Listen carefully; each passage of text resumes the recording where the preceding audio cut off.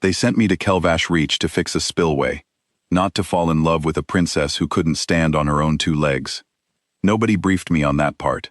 The contract said flood control engineer, recalled reserve, 6-month posting on the Ilvain River, and I figured I'd spend my days knee-deep in silt and come home with calluses and not much else. The reach sat where the river bent hard around a limestone shelf, and the whole settlement depended on a spillway gate that had been failing for 2 years. The locals, the river folk, pale blue-gray skin, eyes the color of deep water, hair that ran every shade from black to copper, called it the Old Throat. When it stuck, half the lower terraces flooded. When it didn't stick, the upper canals ran dry. Nobody on the engineering staff could get the gearing right, and the court back at the Capitol had stopped sending anyone who knew what they were doing. I met Seah on my second day, in a maintenance shed I hadn't expected to find anyone in. She was in a wheeled chair, sleeves rolled to the elbow, hands black with grease, going over a gear schematic that I recognized, because it was the actual schematic, not the simplified one they'd handed me at intake. "You're doing it wrong," she said, without looking up. "The tension ratio they gave you assumes the gate swings on a dry pivot. It hasn't been dry in 11 years. I asked who she was.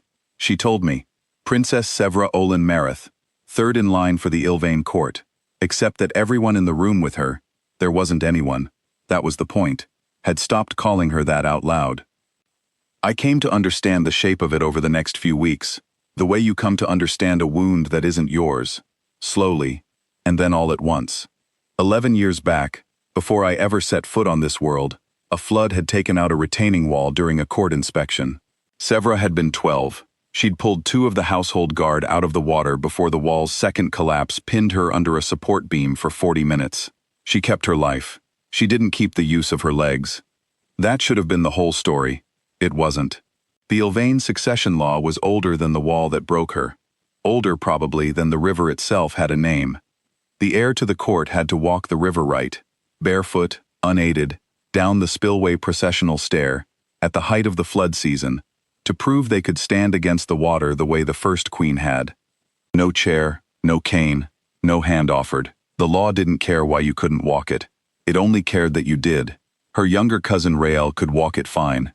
Rael also couldn't read a load-bearing schematic to save his life, and spent most of his visits to the Reach complaining about the smell of the canals.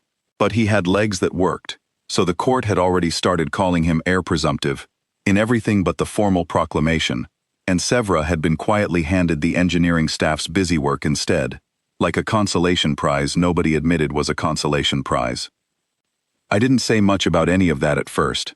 I just kept showing up at her shed with coffee. She liked it bitter, the way I make it when I'm not trying to be polite about it, and we worked the gate problem together, because she was, simply, the best engineer on that river, chair or no chair, crown or no crown. It took me 3 weeks to fix the Old Throat. It took me considerably longer to understand what I actually wanted to fix. The Rite doesn't care if I walk it well, she told me one evening, watching the gate cycle clean for the first time in 2 years.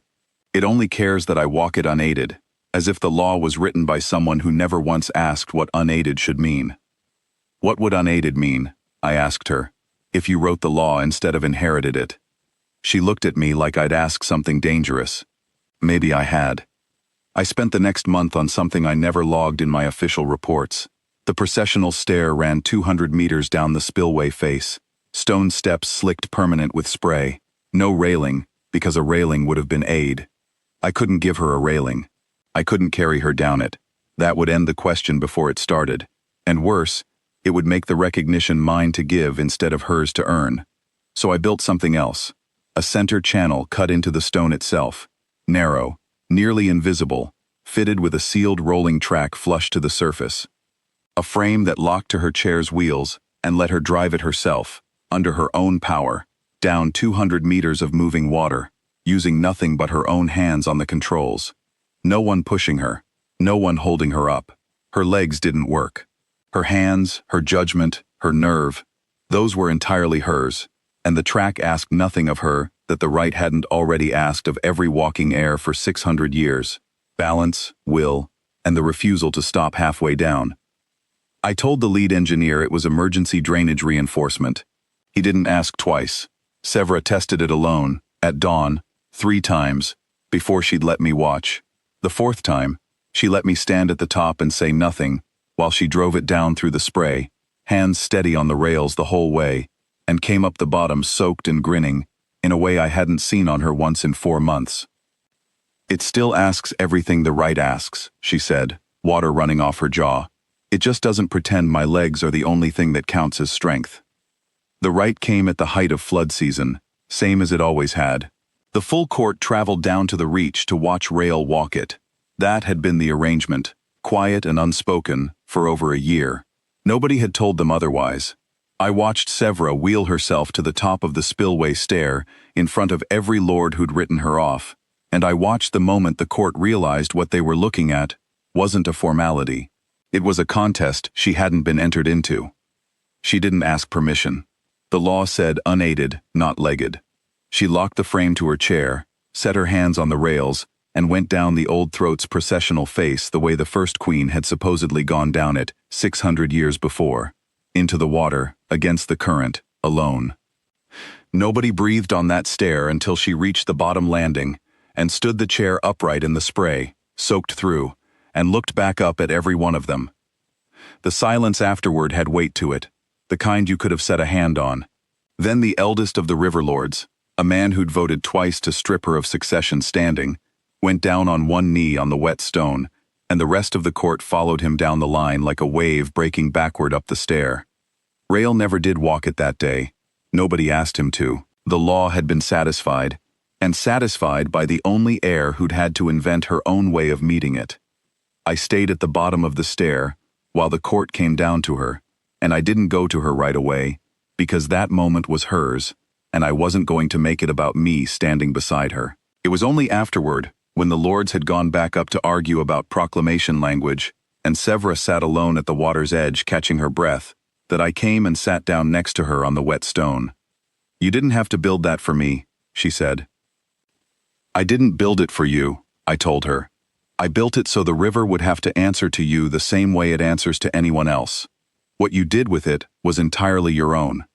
She was quiet a long moment, water still dripping off her hair into the current.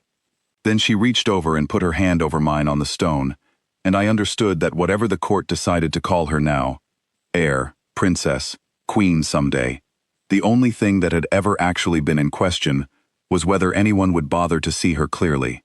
I had. That was the whole of it, and it was enough. I never did go home at the end of that 6-month posting. The old throat still needed tending, I told the relief engineer who came to replace me. That was true. It just wasn't the reason I stayed. The proclamation came through 3 weeks later, naming Seah heir to the Ilvain court, in language so old half the clerks had to look up the grammar. The old wording had no clause for a frame built into the stone, so the court simply wrote, "by her own hand," and left it at that. Rail came down once more before the dry season, not to contest anything, just to look at the track himself. He said it was good work. I told him I'd had a good partner. Some evenings I still find Seah in that shed, sleeves rolled, grease on her hands, fixing gates nobody asked her to fix. I bring the coffee. She still tells me when I've got the tension ratio wrong. A man could do worse than spend his life being corrected by a queen who earned every step of her title herself, in front of the only people who needed to see it.